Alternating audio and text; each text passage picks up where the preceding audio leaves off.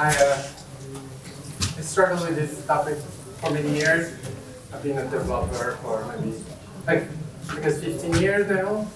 And I thought maybe I could just gather all the information that I could find, put it in one book, so that the next generation could use it. But anyway, so this is the story of programmers, right? Automated in 10 hours, 21 miles, and or a 10 minutes easy solution where you use spreadsheets, basically. I mean, now we have Python in spreadsheets, but who knows? That should be even better. But so organization-wise, just like some topics, I just selected a couple topics. I'm sorry about the echo in this room, but some topics, it requires you a lot of patience for development. The word modern is relative, so sometimes it's good, sometimes it's, your organization might live in the past, these topics might be relevant, or your organization is in the future, which means this, you do this all the time and everything is great.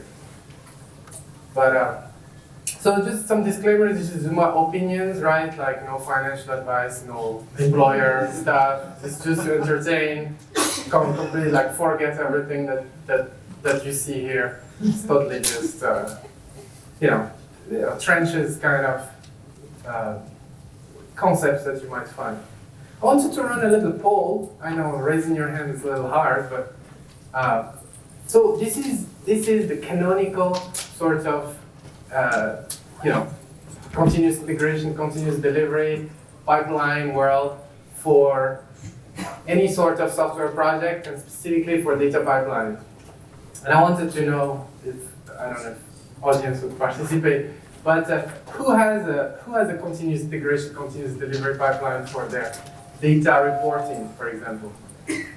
Okay, so keep your hands up if you have two systems. One is the continuous integration world where you run specifically, staging tests that won't break the company. And on the right, you have continuous delivery that will push stuff to actually stakeholders. We lost everybody at this point. Can't be the case. Okay, so far, okay. We have two left. Now, inside the continuous integration side, who has a test data management ideas to generate test data, test artifacts, and reference data, right? We probably lost 90% again. Fine. And so at this point, forget it. After that, it's just manual stuff world. So you're going to have test results from your pipeline saying, my tests that I have about my pipeline ran correctly. I need my test data, reference data, and artifact, and the workflow kind of code that runs that. Now, automatic trigger that will trigger something on my continuous delivery side, where I'm going to click a button that says, yes, I approve, and then magically everything is going to flow into the production system. So this is sort of what's being kind of preached over on the, I guess, the single transaction world, but for data pipelines, you 10x the difficulty in a way because of the data volumes and changes in it. So just to poll is just to test simple. Right, when you're building data pipelines and you're just starting, like all of us started, right? You have various different problems that you learned in school, in your bootcamp, and some of them come from training, right? The 6-week bootcamp, very good accountant became data scientist. There is questions that she's gonna get, or she's gonna get. It's is this number correct? Why is the dashboard not updated with yesterday's data? How come we didn't catch this bug upstream? The complication is that these people, new engineers don't miss the big picture of what kind of failures happen in data pipelines, and they find them on the job. So transitive failure modes are one of those things. So here in this picture we see we have a data bug right on the red here, or you have a code bug where it creates a job completely fails. which makes the orange ones stale. So those ones can't run because upstream dependencies are not ready, which makes that these dashboards are missing data for the newest data that can't be available. And then on the other hand, you have a data bug, and in the top part you can have silent bad data APIs that you are showing erroneous data to your. My point is that you need some sort of framework so that you can fix this stuff. And fixing existing code, refactoring, either the behavior or the structure of your code is kind of, in a way, maybe 60 to 70% of what we do. So that's one.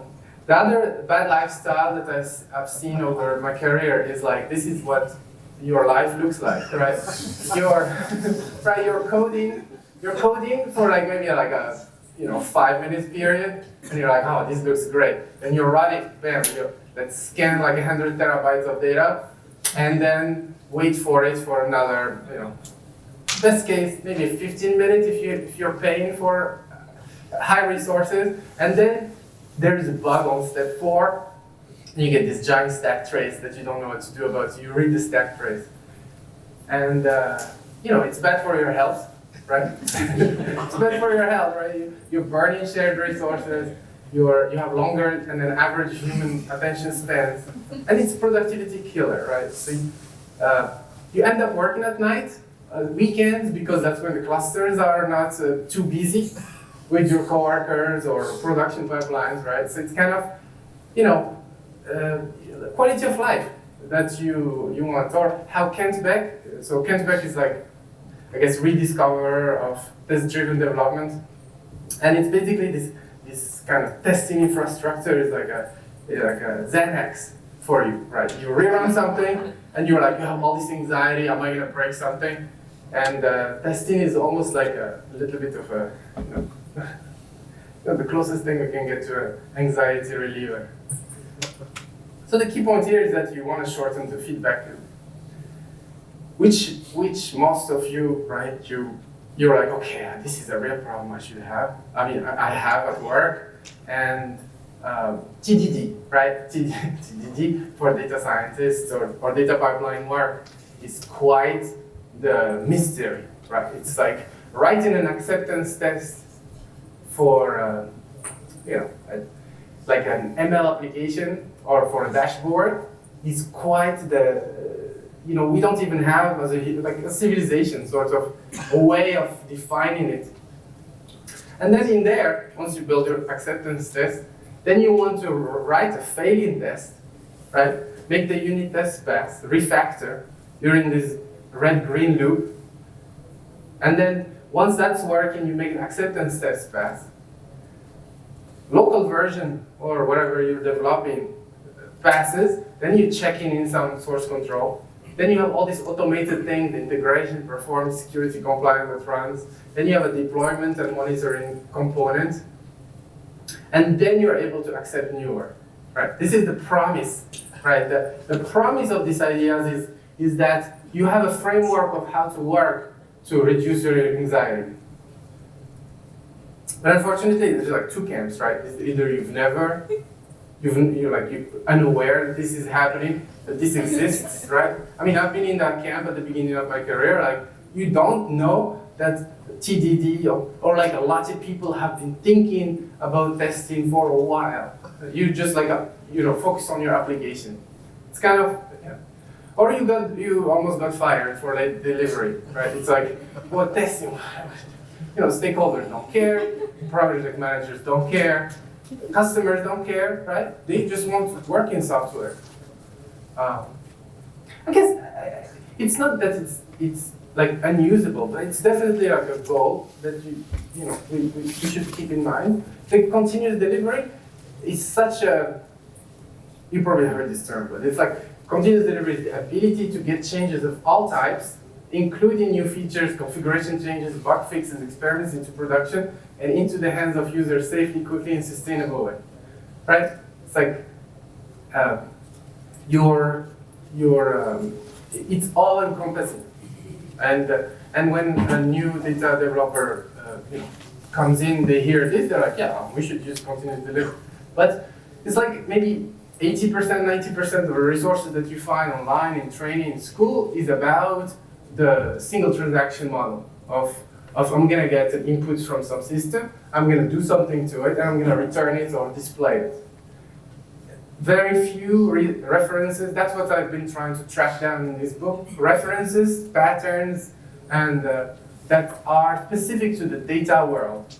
So more than one transaction, less than a petabyte. Then you get the objections. I don't like this. I don't want to do this. It's too much. Data pipelines, they give me non-deterministic results. Yesterday my tests passed, today they don't. Creating the test data, forget it. What am I going to replicate a data warehouse? Nah, that's you're talking crazy stuff here. Recreating the production environment of where this is going to run on your laptop? I mean, yeah. Okay. Then you want to, So I guess the guidance is like you definitely want to learn about TDD, CI/CD if you're not using it today, in a smaller projects, in a kata, and just to learn about the concepts there that are related to the transaction level world, and then try to see how it applies to the. Also read this book. So I have a couple more ideas. I have a couple chapters. Though in terms of types of tests, right? It's very important for data engineers, data scientists, to realize this giant jump that happens. Like you're like local, okay, I'm focused. I like to use some unit tests on my transformations. I have these composite unit tests. Okay, tree transforms. I'm gonna call it a pipeline unit test. But then suddenly, running from 30 seconds on my laptop to like maybe 10 times order magnitude increase in the waiting time. Because as soon as you're gonna hit the network and you're gonna rely on external resources, your productivity loop, your development loop, it just crashes. It's like, so the guidance there is you want to break it down again, see if you can generate smaller data sets, as much as it fits in your testing machines. See if we have budget for that in your organization. As much as it fits in your time budget, don't your commit cycle in continuous delivery world should be less than 5 minutes. So you should get feedback on any change that you made in less than 5 minutes. I bet run some query, some group by, join intent tables, a bunch of lateral explode, whatever. You just expect that this is how it's gonna be. And when you do that, you know that you're gonna wait. Then immediately you fall into the trap of batching work. Instead of working on just what you're working on right now, you're like, I'm gonna wait anyway 30 minutes, but as well put a longer code change so that I can amortize my work. So this is the reality of data engineering. Sometimes you don't have other options, but sometimes you do. This is a diagram I found online. I tried to edit it. It's a kind of semi-famous, right? Small, medium, large tests. Unfortunately, three-fourths of your day are spent in these large tests because you're just stuck, managing all these data sets. But what you want is okay, I have a code base that only has large tests. How can I bring it to a medium? A medium is basically minimal network access, right? Minimal database access, minimal file system access, right? It's so crazy to say for data engineers. Minimal external APIs, multi-processing on your development machine, and distributed processing. If it's a cluster job, forget it. It jumps directly to a large. So don't call your test unit test or medium test. If you're touching the network, it immediately feels like it's gonna become a large test. So you're gonna Just some vocabulary for you too. I mean, I'm skipping around in the book. I have like a couple examples, couple things. Something useful, right? The write audit publish pattern, right? The write audit publish pattern, you probably use it without having a name for it, but this is what it does, right? The naive loading pattern is that you directly do a transformation and push it to a consumer, right? Some team got fired because the financial data they had errors, which lost investors, which makes the company downscale and axed the team. This is just to scare you a little bit. It's not real, but they still don't know why. Like unfortunately. So the complications, so the stakeholders might permit this once, right? Like your data consumer, but maybe we can tell the consumers to wait 12 hours to give us some time to run the validation on the prod table, and then notify them if there is an issue.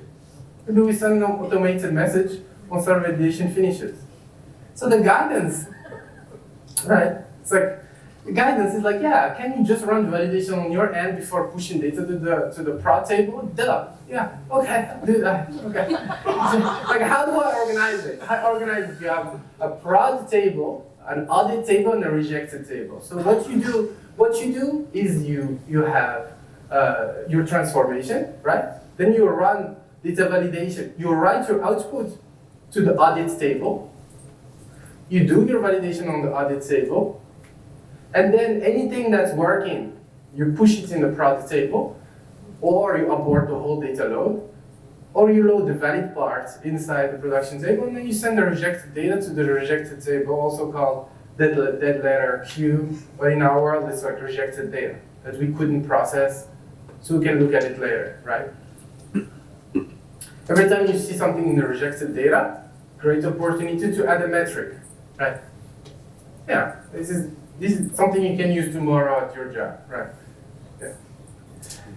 Data quality tooling, right? We care a lot about data quality tooling. When you're evaluating a data quality tool in your work, you probably have one already. Look for these 5 items, right? You want something that's a profiler, that's able to scan and generate expectations. It's gonna generate expectations like a machine, so you need to relax them a little bit. You have data expectation stores where you store these codified expectations. You store them. You have these analyzers that are almost like data jobs also that's gonna read this expectation, scan, and publish whatever metrics, which we're gonna put in a metric store, and then some quality reporting on top. If you don't have one of these characteristics in your current data quality tool, that's something to bring up. Because for data engineering, it's very useful to have this sort of thing. And I'm like, is it good enough? This is the 5 key kind of pillars of a data quality tool. Other things you might need, right? You might need a metadata catalog. You might need a lightweight data exploration tool so that you can find bugs in your data. You need to be able to build and operate the data pipeline. And you set some quality gates. Same idea as the audit table. You set some quality gates, completeness, consistency, uniqueness, timeliness, relevance, things like that. Because you're going to be in a situation where in a larger organization, you're going to find competing data analytics, data science teams that have various different kind of cycle time. So you're going to be like, why is this taking so long when this team has done the same thing in 2 weeks? Why are we doing it in 3 months? So you talk to our team, you're going to see that they invested previously on various kind of testing tools, deployment tools, things like that. So steal whatever you can and include it in your pipelines. So I have a couple more kind of examples of what can be done. The code scale versus data scale. Just like a collection of what our community has built so far. That's true. Then you have this one. You have this one, right? You inherit. So inheritance of data pipeline is a big deal. Where you are a new hire or you move teams, there is a reorg, and you are inheriting a data pipeline. That's working fine. It's working fine yesterday. It was fine. Okay. Okay. But then But then someone asks you, could we include this new column we have upstream so we can add it in the group by key, right? And you're like, I mean, sure, you know? you look at the commit history, you find them in the wild. It's like completely honest work, other honest engineer work, but like someone just built it in 10 days, right? And then not a single test in there. It's working. But you have a time. Basically, initially the testing for this person that built it, right? It's a time sink. It's like I don't have a maintenance plan in the future, so why should I worry about this thing? But tests in general are like a design tool for you, right? The more you learn about this kind of environment, the more you realize that testable code is almost well-designed code. So testable data pipelines are well-designed data pipelines. But hey, sometimes you just inherit stuff, right? So what do you do for legacy pipelines? I have like a couple more, but this is like I guess your insurance policy when you're just doing the initial changes. So the first thing you want to do, you're going to run the prod pipeline, right? You're going to capture these things called stable inputs. So you're going to run an end-to-end characterization test. Build it. You're going to build an end-to-end characterization test. So you're going to hijack the ingestion to sample just enough, maybe 10%, and you're going to compare the stats of that 10% to the 100%, right? Ratios of unique values, averages. If his money is not a problem, you make a full snapshot of the input data set for just whatever time scale we're talking about for hourly, daily, weekly. You're gonna find data pipelines that are the ingestion step is sprinkled over the data pipeline. So we ingest a little bit on step 1, we ingest a little bit on step 5. So that so you need to sample from the source data sets directly there. So you create this read-only stable inputs. Next thing you're gonna do, you're gonna try to generate stable outputs. Stable output, you're gonna find all the places that write, that touch external systems, that try to disable them. Right? If you can do it, you change the credentials and you disable the networking. Right? You do not trust this data pipeline yet. You just disable the networking on this thing if you can. Sometimes you can't, right? And then you fire up a debugger, you find everything that looks like insert, delete, truncate, copy, dot commit, dot write, dot update, dot delete, dot replace. Anything that looks like it has a side effect, you try to mark it and disable it. Right? So you're gonna need some infrastructure to do that. Then you check the stats for the same day between the stable output and the rare one, right? Now you want to automate this, right? You make the data pipeline read the stable input, process the stable input, generate the output in a test location, and then compare the stable output with the test output and make sure that they match. Right? So you make that an end-to-end characterization test that will, might take you a week, might take you 2 weeks, depending on the complexity of the pipeline, but you're gonna run that on every commit. Every time you change something, right? And then the first changes that you wanna make, as you're kind of familiarizing yourself with this code base, you just wanna do structural changes. So you really wanna separate between structural and behavioral changes. Structural changes, refactoring, moving methods, renaming things, extract method, inlining a method, fine, right? You do that. And then you rerun your end-to-end characterization test. Right. Something breaks, you revert, and then you breathe a little bit. So Kensbeck has a good line about it. It's like, make the change easy, and make the easy change. Have a couple more. Okay, so about test data management, right? We have,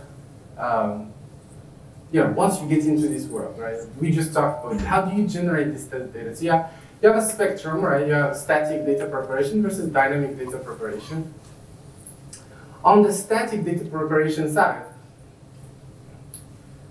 it's basically a developer comes to you and tells you, hey, why can you just make a copy of the database or increase the resources on this database so I can run? I'm not sure this alter statement. I'm not sure how long it's going to lock the database. It might lock it for 30 seconds. Might lock it for a whole day. Not sure. What do we do there? So you naturally have a reason to think about this test data management. So on the static side, right, they're useful for complex logic tests. So you have a data frame, and you're changing something, you're calculating something, you're generating new columns. Very, very kind of isolated tests. Very good. You can pre-generate the test data. It makes your test suite run faster, right? But then as soon as you generate this static data set, it's stale already, right? As soon the data that you're gonna see next week is already moving. So your new fields, the number of unique values, like the strings, the encoding of the strings might change. So that's the drawbacks of static data preparation. None of them are better than the other. You're gonna need to use both if you ever jump in this world. On the dynamic data preparation, you're gonna have it avoids data drifts, right? So we've all done it. This is a select from table, limit 10, right? So you select from the table, you only get 10 rows back, 1,000 rows back, as much as you can wait for. That's dynamic data generation from today's data.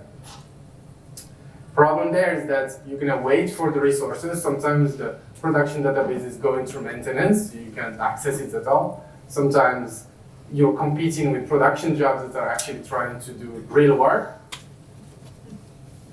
And there is no reuse. On the static side, you generate one, but here you're not gonna generate, you're not gonna be able to reuse the same data unless you think about how to do it in your tests, right? Also, if you have larger tests that need to, copy some parts of the databases or files or file system and put it in some test locations, that can get costly. So you need to be able to refresh it and delete it, carefully without deleting the production database. Right. So credential management there. If self.testing equals true, you want to really be careful. Right? If self-testing not real, it happens. It happens, right? Sometimes you want to check, strings. Do they have underscore test? Do they have dev? Just additional checks before doing this destructive operations, like cleaning up existing test data. It sounds trivial, right? It's just But so in the modern kind of data warehousing world, right? You find, I guess, supporting. So most of people know about this problem, so I'm glad, right? It's you have these three types of supporting pattern for your testing. So you might never have asked about it for your data sources, but your data sources, modern ones, they do have something like a copy and a clone and a snapshot. Right? So snapshot is basically what you want. I just want, so we got a report yesterday about a data bug, and I don't want to overwrite the data, because if and to do that, I need to store a snapshot of that bad data so I can do a deep dive, maybe write a post-mortem for my stakeholders. So the snapshot is that idea of I want to take a snapshot of this table, snapshot of this folder, and make it immutable. So I don't want to touch it. That's the easiest one to kind of explain and understand, right? So the magic of newer data platforms is that the storage, you only get charged for the difference between what's in the real database and what's in your snapshot. So some of them also, I have yes for time travel, but it's kind of a little bit of a joke. But time travel, I guess, appeared maybe 10, 20 years ago, right? At the beginning of computing, someone on, I don't even know, the original databases came up with time travel. I want to select from this table at a specific date. And magically, the query engine is going to be able to tell you what were the values at that specific time, right? So that time travel is pretty good. When you're paying for it, obviously there is a look back, configurable, but usually set. Sometimes you can't even change it. So you might need to combine snapshotting with something else. Now the clone is the other kind of, it's basically you're forking your database in a completely different table name, for example, and it stays mutable. So you can, you have your alter statements, your inserts, some fixing that you have to do from your data pipeline, and the clone will allow you to change the existing data set and any new data set that you're generating without messing with the master branch of your data, right? So that's something to ask your DBAs, your file system admins, your storage layer folks. Hey, do we support cloning? Maybe yes, maybe no, who knows? Copy, now that you know about cloning and snapshotting, copy is like your last resort, right? Oh, I'm just gonna make a copy. Sometimes it's not possible, sometimes it is, but depending on the resources you have. So just, go home, go to work and ask about clones and snapshots. I have a couple more examples about kind of topics. So testing in general, building tests for data pipelines is quite, they protect your stakeholders, but also they protect your time, right? And a big deal for developer time and productivity is what you can do from your laptop. So in your laptop, you should be able to run the unit tests, run integration tests, run some sort of end-to-end tests, either on your laptop or on your development environment. You should be able to build unit tests, CI environment and deploy, and you should be able to release to prod. How does it look like for a data engineer? For data engineering, you want to, right, you start your work, right, okay, you have a notebook, okay, good. So you have a notebook, you have a query editor, whatever you use for query editors. You want to upgrade yourself to IDEs, little IntelliSense, a little navigation, a little refactoring, nice, right? You want data explorers where I generate these files, I generate these things. I want to click on the file, right? They're not tables, but I want to see the inside of those files, maybe get a preview, right? You want direct read-only access to prod, because why not? Maybe sometimes write access to some prod that you're only the owner of. Yeah, why not? And then you want something, in the future, modernization efforts. You want self-service platform, right? I want dedicated, on-demand, dev test stage, infrastructure as a service, provisioning, right? I want to spin up, I'm creating this table or this folder for consumption. I want to create a test for it. Test table, test folder. I should be able to do that. I have a topic. I want to create a test topic. I have a database. I want to create a test database. All the components. Job queues, maybe they're managed by someone else, but I want a dev queue. I want a CI queue in my class. Right? I want to be able to publish metrics, obviously.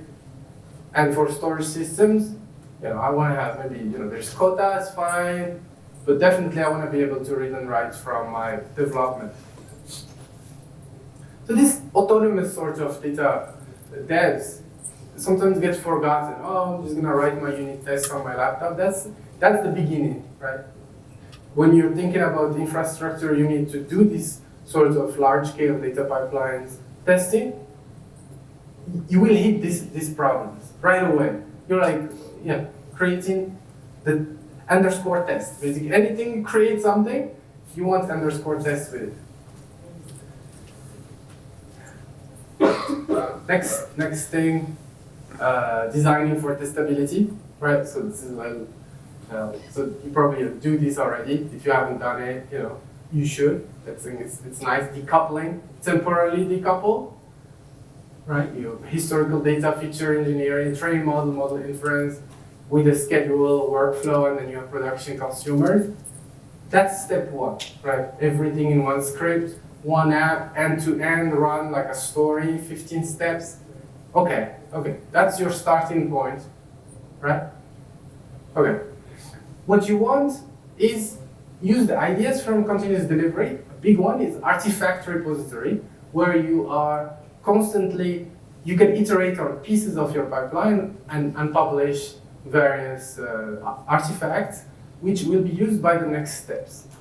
Right? It increases a little bit the complexity, but now the feature engineering component can be tested in isolation without having to wait for a model to train. So that's, you want to keep this. I have a couple other examples, not for today, but you can imagine there is patterns that people came up with, and you might not be aware of them. I mean, I wasn't aware of them for sure. But as I research this thing, I think it's useful. It's useful. Data organization. Take this scorecard. This is vast. Just take this scorecard, right? This honest data dev is like, he's primarily here for the paycheck. He's supporting his family, but he's also like a honest guy. He's like, do all the good work. But what do I care about governance? You have a scalometer here, sound like a VP kind of thing. Oof, see you in 4 to 5, 8 weeks.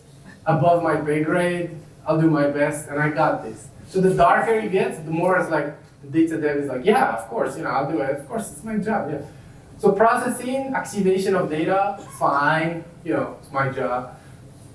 Workflows, yeah, I think someone else should be managing the workflow thing. Collection of the data, well, it's there. I don't know where it came from. Exploration, that's someone else's job. CI/CD, it's like, why are you asking me this? It's work on my laptop. It's fine. Don't worry about it. Authorization, security, operations, sharing data with teams, a little less of a concern for the data. Then governance. It should, I guess some data devs will be interested in it, some will not. But at least you learn about the vocabulary so that you can. So take this sheet. I'm curious if you ever, where do you grade them in your day-to-day job? I have a couple tips and stuff like that. But that's it for me. I have, it's good. Yeah. So I try to compile all of these kind of ideas in one write-up. Modern data pipeline testing techniques. It's useful. Use it. If it's not, just burn it. That's pretty much it. Thank you.